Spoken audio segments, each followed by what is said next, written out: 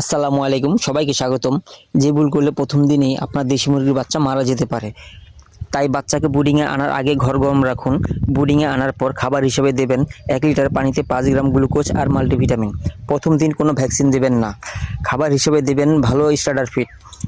দ্বিতীয় এবং তৃতীয় দিন এই সময় বাচ্চা সাদা চুনা পায়খানা শুরু হয়, তবে ভয় পাবেন না। পানিতে গ্লুকোজ, মাল্টিভিটামিন আর প্রোবায়োটিক দিন। বাচ্চাকে ঠান্ডা লাগতে দেবেন না। অকারণে কোনো অ্যান্টিবায়োটিক দেবেন না যদি বাচ্চা সুস্থ থাকে। চতুর্থ দিন 4 দিন বয়সে বাচ্চার খাবার খুবই গুরুত্বপূর্ণ, তাই খেয়াল রাখুন খাবার যেন ভেজা না হয়। পানি সবসময় পরিষ্কার এবং তাজা পানি দেবেন। মাটি বা ময়লা লাগতে দেবেন না। এই ভুলেই কিন্তু বাচ্চা ঝিমিয়ে পড়ে। ভ্যাকসিন প্রস্তুতি। ভ্যাকসিনের আগে প্রস্তুতি না জানলে বড় ক্ষতি হতে পারে।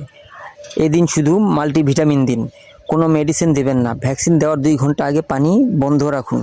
ভ্যাকসিন 5 থেকে 7 দিন বয়সী রানীক্ষেত ভ্যাকসিন খুবই জরুরি, তাই বিসিআরডিবি ভ্যাকসিন যে কোনো এক চোখে 1 ফোঁটা করে দেবেন। ভ্যাকসিন রোদে রাখবেন না এবং ঠান্ডা জায়গায় সংরক্ষণ করতে হবে। ভ্যাকসিন দেওয়ার পর কি করবেন? ভ্যাকসিন দেওয়ার পর 24 ঘন্টা পানিতে গ্লুকোজ আর মাল্টিভিটামিন দিন। এই সময় কোনো অ্যান্টিবায়োটিক দেবেন না।